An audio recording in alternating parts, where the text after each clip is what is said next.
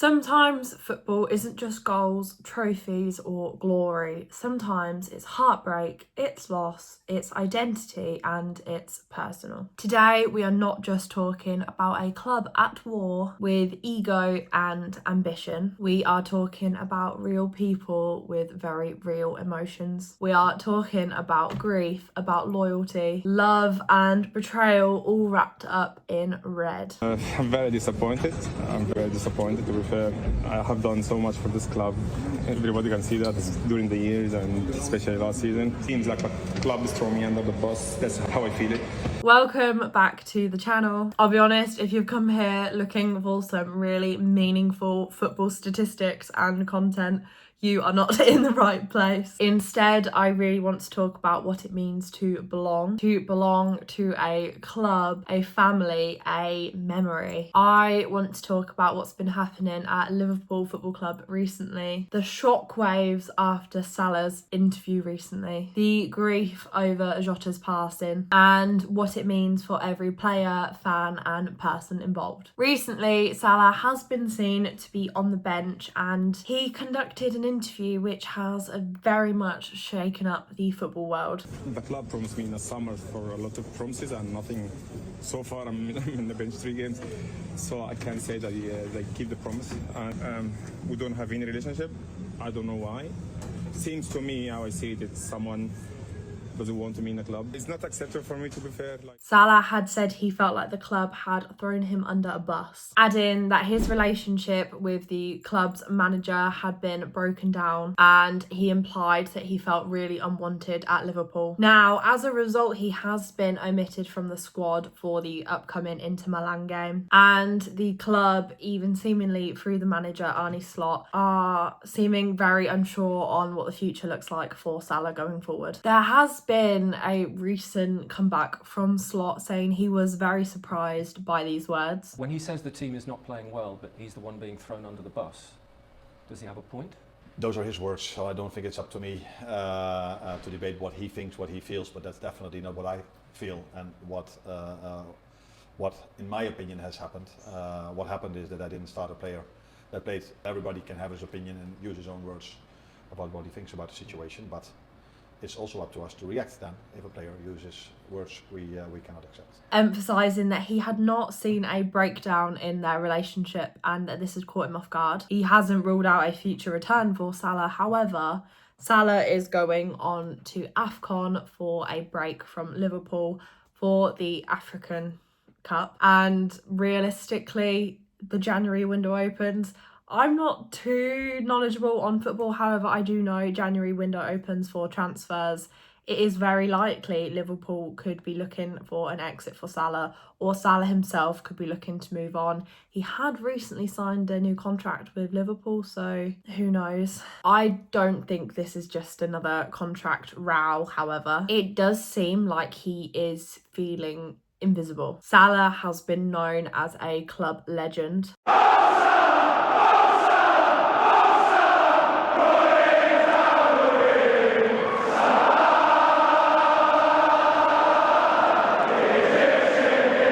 Years of service, hundreds of goals, and countless memories. To say that he feels like he's been thrown under the bus must mean he is very deeply hurt. It does suggest betrayal, not necessarily just from the manager, but by a club that he has believed in. I'm wondering if this is starting to feel like a part of identity loss for him. Fans who cherish him are very much siding with him and can see a person that is clearly very hurt. Teammates are also now seeing a man who has poured his heart into a club be ultimately publicly wounded. There, I wouldn't say is any surprise that Slot and Salah did have respect for each other at some point, and for it to all go on one single interview, that is very heavy. It is touching on something that is far beyond any competition, and that is trust and belief. For fans, it must seem like a relationship is crumbling, not just between two strangers, but two absolute icons, and for all those who believed in them as a team and those as individuals. I think there is a conversation here that is somewhat being missed as time is going on, and that is the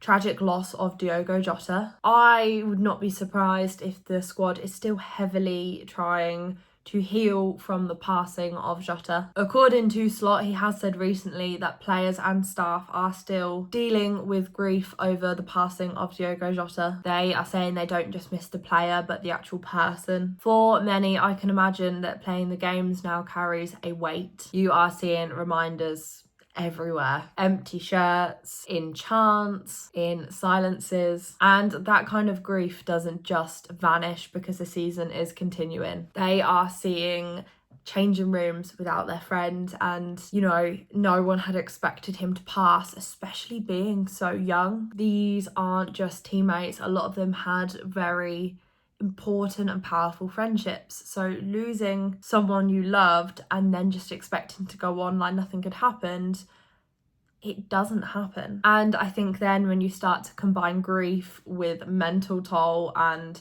conflict, the situation just becomes a lot more heavy. These players are human beings, and I think some people really forget that. As much as they train and they can laugh and they can play football, it doesn't mean that they don't get angry or they don't get sad or that they don't cry. And I think looking at that, especially with the current situation with Salah, it's psychologically very messy. Since the interview, there has been a lot of backlash. Jamie, you've had a couple of days to chew on this. What's your take on it? I thought it was a disgrace, what he did after the game. Some people have painted it as an emotional outburst. I don't think it was. I think whenever Mo Salah stops in a mix zone, which he's done 4 times in 8 years at Liverpool, it's choreographed with him. There's criticism, there's anger, there's disappointment. Some are accusing Salah of being selfish. Others are calling it betrayal. Others are still kind of mourning the idea of a breakdown between Salah and Liverpool, as he is a club legend. Of course, the backlash is hitting Salah, however, it is still hitting the football team. The fans are questioning it. It'll affect all the players who are walking into that changing room. And I think it will still highlight the fact of losing a player. Jota has gone, and now they're looking at more people who are valuable to the club but could potentially be leaving, obviously not through death. However, it seems like a compounded sadness that is happening at Liverpool. So was Salah right to speak out? Is he in the wrong? I don't think it's a black and white answer. If you feel neglected or disrespected, shouldn't you be able to speak up about that? Just because you can suppress hurt doesn't mean it can go away, and if anything, it can really escalate a situation. And Liverpool has always been known as a very united club, and if that isn't what's going on behind the scenes, then do the fans deserve to know this? Should it be public knowledge that if there are problems, they should be let out? But of course, then I think there is a very valid argument of public statements like this are very damaging. It can damage relationships between the players, not just Salah, especially with the new manager, Arne Slot. He's only been in there for just over a year. And of course, the fans, it can have a big impact on, and as a team, that is still a very big part of your club. And especially when you are handing your information over to the media, it can be taken out of hand, and things that could have potentially been salvaged in private, once the media has hold of it, it's a whole nother level, and maybe something that could have been fixed behind closed doors now can't be. And of course, the club has been seen as a united front by sharing what he said.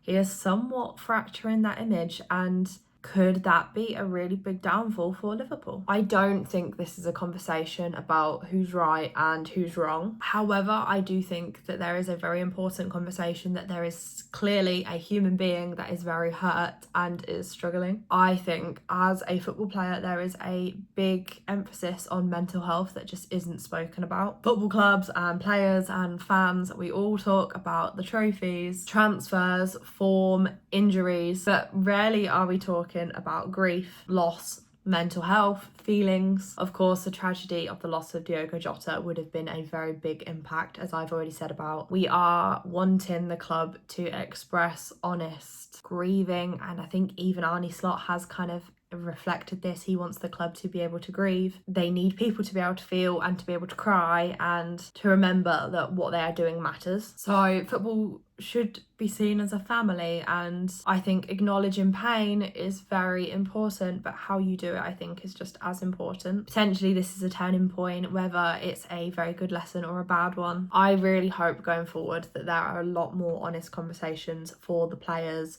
for Salah. If Salah stays, how can they fix what's going ahead? And I hope for unity. And I'll be honest, my partner supports Liverpool, so I support Liverpool. I know a lot more about Liverpool than I would have a couple of years ago, even because I never really paid much attention even when he was watching it. I now try to give an active interest in the games, and what happens on pitch isn't just for the trophies. And I think like a club like Liverpool, a lot of people are very loyal and it is a very strong fan base. I hope the fans are giving empathy for the players, and I hope that realistically the players are doing everything they can to look after themselves. I cannot imagine the stress there would be being a football player. If you have a bad game, you are dragged online about it. If you aren't hitting the top numbers as expected, the internet will come at you, you know, as seen with Arne Slot. I do not know enough about football to really say whether I know if he's a good manager or not. From what I can tell, they don't seem like they're having a very good season. It doesn't seem to me like his plans are very concrete. However, I don't know. But he's had a really bad season, and the internet, you can see that. Everyone's saying that they want Arne Slot to leave, Slot out. This big argument with Salah has very much intensified that, and you are now seeing people going, we want to keep Salah, Slot can go, or there's a lot of arguing online about that. And all of these people are humans. They have access to the internet, and regardless of how passionate people feel about it, there are people behind that with real feelings, and seeing people wanting you to leave or saying nasty comments online, that will affect them. And I think that would be silly not to think that that doesn't have an effect. Ultimately, I don't think this argument is just as simple as a row between a star and a manager. I think there's a real reflection on there is a lot going on as a club. I think the players seem to be having a lot of feelings with loss and pain and potentially loneliness. And should Salah have acted the way he did? Probably not, but I think it's a lot more understandable than people are making it out to be. I think this could be a real chance to make this situation into a positive and actively talk about feelings as being influential people, as being football stars, as dealing with loss, as dealing with mental health, as dealing with stresses or any type of criticism, and how that can really have an effect on you. Do you think Salah was in his right to be speaking up the way he did, or just generally in what he said? Should he have really aired his dirty laundry out in public? This is a very different one from me. I didn't know whether to do a video on it, but I thought it was something different, and I just wanted to try and see what people thought.